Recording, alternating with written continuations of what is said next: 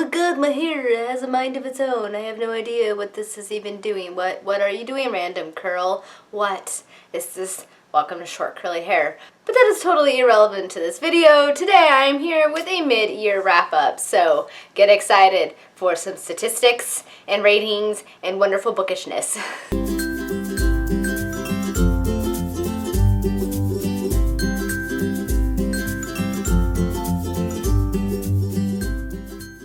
Hi guys, it's Sam, and as I said in the intro, I am here today to do my mid-year wrap-up. So mid-year 2015 wrap-up, where I stand right now, my goals, some of my favorite books, things of that nature. So let us get started. So as of July 1st, I am halfway towards my Goodreads goal, which was 100 books. I have so far read 50 books this year, which is fantastic. A lot more than I thought I was going to get to, so I'm very excited and happy, and woo! I have read a total of 20,927 pages. Astounding!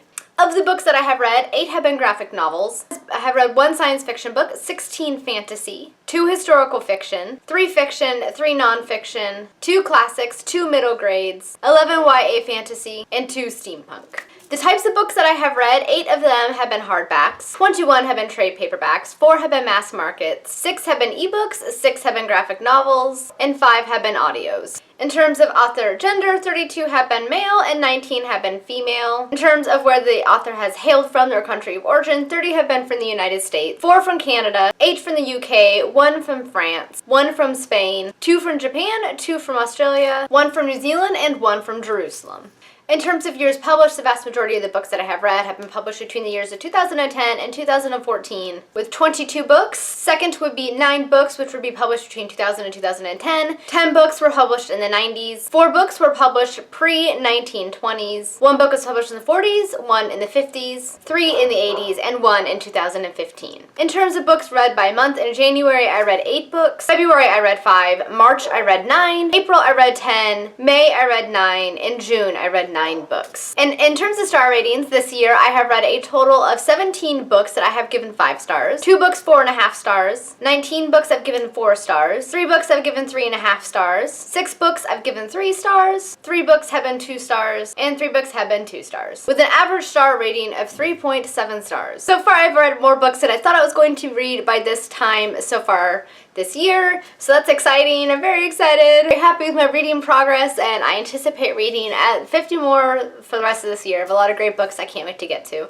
So this is kind of, like I said, my statistics so far for this year, what I've read. So now I will tell you guys my top 15 books of this year so far. So now we are moving on to my top 15 books of 2015 so far. These are going to be in the order in which I read them, and some are going to be a mix of 4 stars, 5 stars, and maybe even 3.5 stars. It just means that I still really enjoyed them.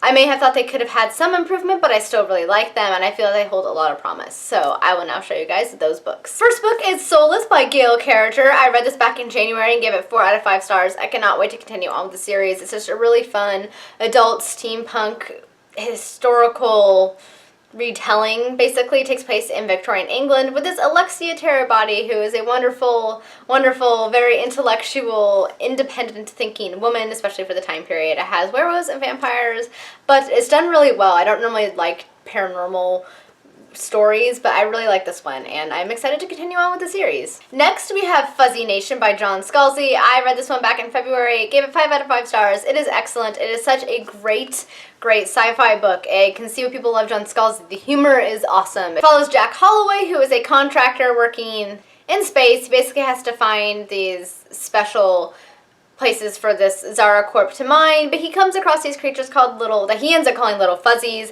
They appear to be sentient. Jack has a choice between helping to defend these creatures, who obviously are sentient beings, or becoming rich and helping the company to basically destroy the planet. Has a great courtroom drama scene that I would liken to My Cousin Vinny because it was so hilarious. It also reminded me a little bit of Firefly. I don't know. It was just really fun, and I really, really, really, really love this book. It's just a really fun book. I really enjoyed it, and it really has great rereadability. Like, this will be a great book that'll be awesome and fun to reread. Next, I have The Crown Tower by Michael J. Sullivan. This is the first in his Rhaenyra Chronicle series. It is his prequel series to the Rhaenyra Revelations book. So it's Royce and Hadrian and their origins. I really enjoyed this one. We got to meet Gwen and learn more about her in this book, and I love Gwen even more than I did before. She is such an amazing character. This book was just so much fun and so easy to get through, a lot of adventure, and I absolutely adored it and gave it 5 out of 5 stars. Next, we have Lyriel by Garth Nix. This is the second book in the Abhorsen trilogy. I like Lyriel a lot more than Sabriel. It just had a lot of really good elements that I found enjoyable. Lyriel herself was just an amazing character that I ended up enjoying a lot more than Sabriel. It was just such a great book, full of a lot of adventure, unique magic system. I like the whole necromancy thing and using bells and to go into the land of the dead, and the bells have different properties. Just a lot of originality, and I really enjoyed it. And I ended up giving this one 4.5 out of 5 stars. Book number 5, I am choosing The Screwtape Letters by C.S. Lewis. This is such a great book. It's told from a perspective of a demon, one of the upper demons in Satan's army, as he's writing to his nephew, who is one of the legions who is out trying to influence humanity in order to tempt them to temptation and basically bring them into sin. And it's his series of letters to him, to his nephew, and it's just really enlightening. It really makes you think more about yourself and what you do in everyday life that you don't even realize you're doing that might not necessarily be good. It just kind of opens your eyes and makes you really think, and it was just a really insightful piece of work, and I really enjoyed it. And I ended up giving it 5 out of 5 stars. For number 6, I am choosing The Prince of Mist by Carlos Ruiz Zafran. This was my first book by him, and I see now people love him. It was fantastic. It was one of his young adult books, but it was really enjoyable. It's kind of a mystery set in Spain, and it has a lot of magical elements to it, and it's just, oh, it was so good. And I got the audiobook, and the audiobook was amazing. It was just fantastic. The narrator is perfect, and it featured original music by Carlos Ruiz Zafran. It was fantastic, and I ended up giving it 5 out of 5 stars. Next up is The Raven Boys by Maggie Stiefvater. I enjoyed this book far more than I thought I was going to. It's just such an interesting series. I mean, it features, you know, southern U.S. culture, like West Virginia, mixed in with wealth, mythology, and culture, and it is fantastic. I mean, it's just so good. I love all of the characters. I find them all really interesting. And Maggie Stiefvater's way of writing is just so lyrical, and it just kind of draws you in and engrosses you into the story. It's just so rich and vivid. I absolutely loved it. I enjoyed this book far more than I thought I was going to, and I'm so glad I started this series because it has been amazing. And I gave The Raven Boys 4 out of 5 stars. Next, I'm choosing Chew graphic novel series by John Lyman. This is such an amazing original graphic novel series. I mean, it's just so hilarious. It's like, features a Cebopath who has the ability to eat things and figure out their entire history, and it ends up getting applied to dead bodies. He has to taste them in order to figure out how they were killed. He hates this ability, and it's gross, but it's also hilarious, and it's just so well done. It's just been really original, and I really enjoy it, and I really love the art style. It's just really quirky, and it's very enjoyable. I ended up giving this 5 out of 5 stars. Next is another graphic novel, and that is In Search of Lost Dragons by Elian Blackmore and Corinne M. I hope I'm saying their names right. This is just such an original art graphic novel. I mean, look at it. It is just fantastic, and it's just beautifully done. It's full of so much gorgeous art. It follows this journalist as he's going throughout the earth trying to find what happened to the world's dragons and where they reside, and it was so enjoyable. It's just something that you'll keep looking at again and again. I just thought it was just an astounding piece of work, and I gave it 5 out of 5 stars. Next, I am choosing Emily of New Moon by Ella Montgomery. This is her Emily of New Moon series, and I loved it just as much as the Anne of Green Gables series. It was fantastic. Emily is such a sweet and enjoyable character. They're just fun and heartwarming books, and it just warms your heart and makes you all happy. And I just cannot wait to continue on with the series, and I gave this one 4 out of 5 stars. Next up, I have The Skystone by Jack White. This is a really interesting Arthurian historical retelling. It's historical in that it lacks magic, but it's still really interesting, and it starts out in the Roman times with Arthur's grandfather Publius Varus, and how him and his friend Caius Britannicus end up setting up their own kingdom in England after the fall of Rome, which essentially leads to what you then know to become Camelot.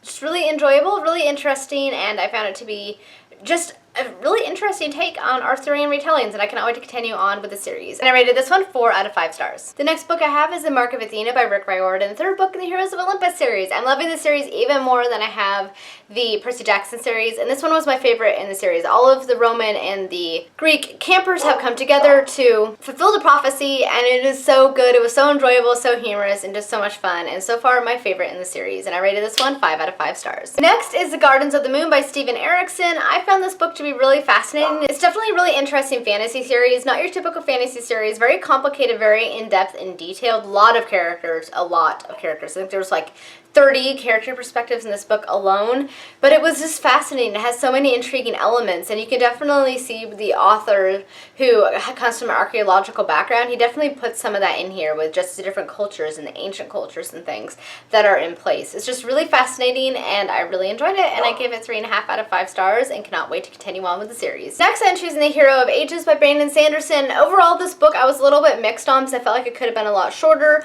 but the end ended up selling me on the book, and I ended up giving it 5 out of 5 stars. It was just a fabulous ending to the series. It was just so good. He just ended it so well. It was fantastic. Finally, that brings me to what I consider to be my favorite book of the year so far. If I had to choose one, this would be it, and that is The Mad Ship by Robin Hobb.